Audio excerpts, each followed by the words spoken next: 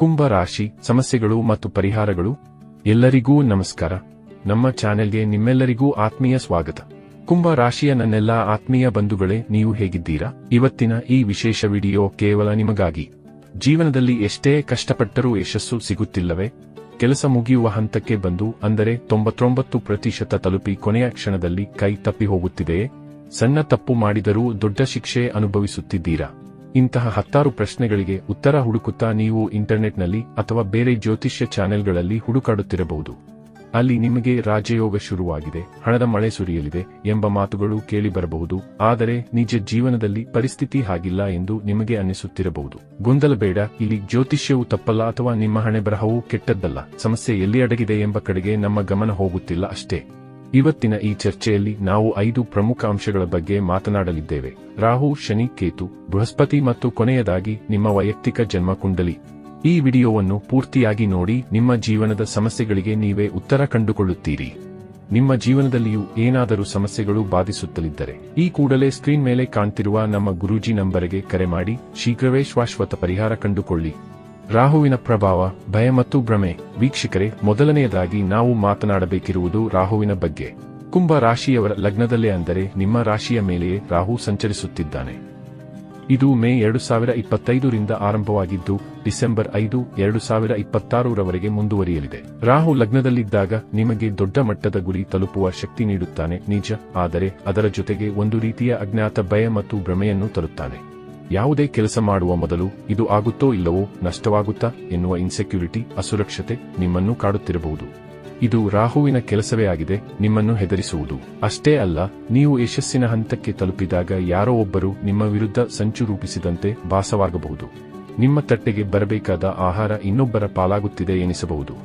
ಇದನ್ನೇ ನಾವು ದೃಷ್ಟಿ ದೋಷ ಅಥವಾ ನಕಾರಾತ್ಮಕ ಶಕ್ತಿಯ ಪ್ರಭಾವ ಎಂದು ಕರೆಯುತ್ತೇವೆ. ಪರಿಹಾರ: ಇದಕ್ಕೆ ಸುಲಭ ಉಪಾಯವೆಂದರೆ ನಿಮ್ಮ ಮನೆಯ ನೈಋತ್ಯ ದಿಕ್ಕಿನಲ್ಲಿ ಪ್ರತಿದಿನ ಸಂಜೆ ಕತ್ತಲಾದ ನಂತರ ಧೂಪ ಅಥವಾ ಅಗರಬತ್ತಿ ಹಚ್ಚಿ.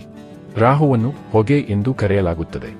ಧೂಪದ ಸುವಾಸನೆಯು ಮನೆಯಲ್ಲಿ ಸಕಾರಾತ್ಮಕತೆಯನ್ನು ತರುತ್ತದೆ ಮತ್ತು ದುರ್ಗಂಧ ಅಥವಾ ನಕಾರಾತ್ಮಕತೆಯನ್ನು ಹೋಗಲಾಡಿಸುತ್ತದೆ.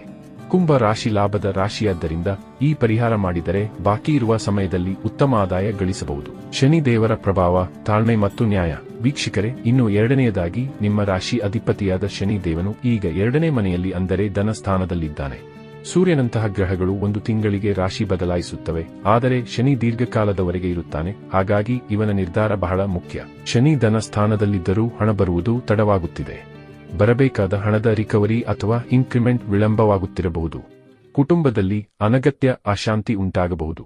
ಶನಿ ಒಬ್ಬ ನ್ಯಾಯಾಧೀಶನಿದ್ದಂತೆ, ಅವನು ಪದೇ ಪದೇ ಪರೀಕ್ಷೆ ತೆಗೆದುಕೊಳ್ಳುತ್ತಾನೆ. ನೀವು ಸರಿಯಾದ ಹಾದಿಯಲ್ಲಿದ್ದರೆ ಖಂಡಿತ ನ್ಯಾಯ ಸಿಗುತ್ತದೆ. ನೆನಪಿಡಿ, ಶನಿ ದೇವನು ಸೂಪರ್ ಫಾಸ್ಟ್ ಟ್ರೈನ್ ಅಲ್ಲ, ಅವನು ಪ್ಯಾಸೆಂಜರ್ ಟ್ರೈನ್ ಇದ್ದಂತೆ. ಅವನು ನಿಧಾನವಾಗಿ ಫಲ ಕೊಡುತ್ತಾನೆ. ಇಲ್ಲಿ ನೀವು ರಾಜನಂತೆ ಯೋಚಿಸಬಾರದು, ಬದಲಿಗೆ ಒಬ್ಬ ಸೇವಕನಂತೆ ಕೆಲಸ ಮಾಡಬೇಕು. ಮುಂದಿನ 1 ವರ್ಷ ನಿಮ್ಮ ಗುರುತನ್ನು ಗೌಪ್ಯವಾಗಿಟ್ಟುಕೊಂಡು ಶ್ರಮಪಟ್ಟರೆ ನೀವು ಕೋಟ್ಯಾಧಿಪತಿಯಾಗುವ ಹಾದಿ ಸುಗಮವಾಗುತ್ತದೆ. ಪರಿಹಾರ: ಹಳೆಯ ಬೂಟುಗಳು, ಚಪ್ಪಲಿಗಳು ಅಥವಾ ಹಳೆಯ ಬಟ್ಟೆಗಳನ್ನು ಮನೆಯಲ್ಲಿ ಇಟ್ಟುಕೊಳ್ಳಬೇಡಿ. ಅವುಗಳನ್ನು ಬಡವರಿಗೆ ಅಥವಾ ಸೇವಕ ವರ್ಗದವರಿಗೆ ದಾನ ಮಾಡಿ.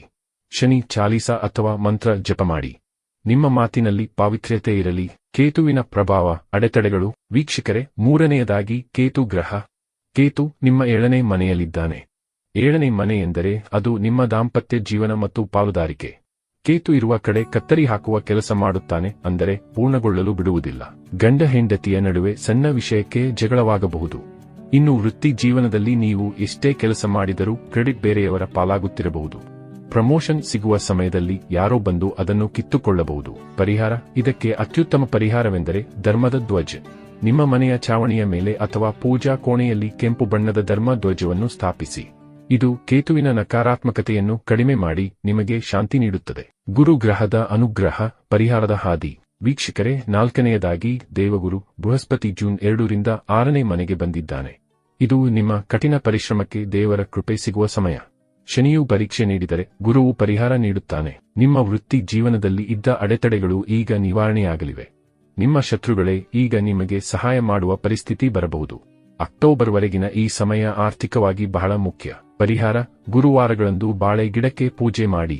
ಹಳದಿ ಹೂವು, ಹಳದಿ ಅಕ್ಕಿ, ಅಕ್ಷತೆ ಮತ್ತು ಧೂಪವನ್ನು ಅರ್ಪಿಸಿ. ಯಾವುದಾದರೂ ಯೋಗ್ಯ ಗುರುಗಳ ಮಾರ್ಗದರ್ಶನ ಪಡೆಯಿರಿ ಅಥವಾ ಗುರು ಮಂತ್ರಗಳನ್ನು ಜಪಿಸಿ. ವೈಯಕ್ತಿಕ ಕುಂಡಲಿಯ ಪ್ರಾಮುಖ್ಯತೆ. ವೀಕ್ಷಕರೇ, ಕೊನೆಯದಾಗಿ ಮತ್ತು ಅತ್ಯಂತ ಮುಖ್ಯವಾಗಿ, ನಿಮ್ಮ ಜನ್ಮ ಕುಂಡಲಿ. ಗೋಚಾರದ ಗ್ರಹಗಳು ಬದಲಾಗುತ್ತಿರುತ್ತವೆ, ಆದರೆ ನಿಮ್ಮ ಹುಟ್ಟಿನ ಸಮಯದ ಕುಂಡಲಿ ಬದಲಾಗುವುದಿಲ್ಲ. ನಿಮ್ಮ ಜೀವನದಲ್ಲಿ ಈಗ ಯಾವ ಮಹಾದಶೆ ನಡೆಯುತ್ತಿದೆ ಎಂಬುದರ ಮೇಲೆ ಎಲ್ಲವೂ ನಿಂತಿದೆ. ಯಾವುದೋ ರತ್ನ ಧರಿಸುವ ಮುನ್ನ ಎಚ್ಚರವಿರಲಿ. ಒಂದು ರತ್ನ ನಿಮ್ಮನ್ನು ಬೆಳೆಸಬಹುದು ಅಥವಾ ಕೆಳಗಿಳಿಸಬಹುದು. ಆದ್ದರಿಂದ ಒಬ್ಬ ನುರಿತ ಜ್ಯೋತಿಷಿಗಳಿಂದ ನಿಮ್ಮ ಕುಂಡಲಿಯನ್ನು ಒಮ್ಮೆ ಪರಿಶೀಲಿಸಿಕೊಳ್ಳಿ. ಜ್ಯೋತಿಷ್ಯ ಎನ್ನುವುದು ಹಾದಿಯಲ್ಲಿರುವ ಕಲ್ಲುಗಳನ್ನು ತೆಗೆದು ಸುಗಮವಾಗಿ ನಡೆಯಲು ಸಹಾಯ ಮಾಡುವ ಒಂದು ಸಾಧನ ಮಾತ್ರ. ನಡೆಯುವುದು ನೀವೇ ಆಗಿರಬೇಕು. ವೀಕ್ಷಕರೇ, ನಾವು ನೀಡಿದ ಈ ಮಾಹಿತಿ ನಿಮಗೆ ಇಷ್ಟವಾಗಿದ್ದರೆ ಲೈಕ್ ಮಾಡಿ, ಕಮೆಂಟ್ ಮಾಡಿ ಮತ್ತು ನಮ್ಮ ಚಾನೆಲ್ ಅನ್ನು ಸಬ್ಸ್ಕ್ರೈಬ್ ಮಾಡಲು ಮರೆಯಬೇಡಿ. ನಿಮ್ಮ ದಿನ ಮಂಗಳಮಯವಾಗಿರಲಿ. ಜೈ ಶ್ರೀರಾಮ್.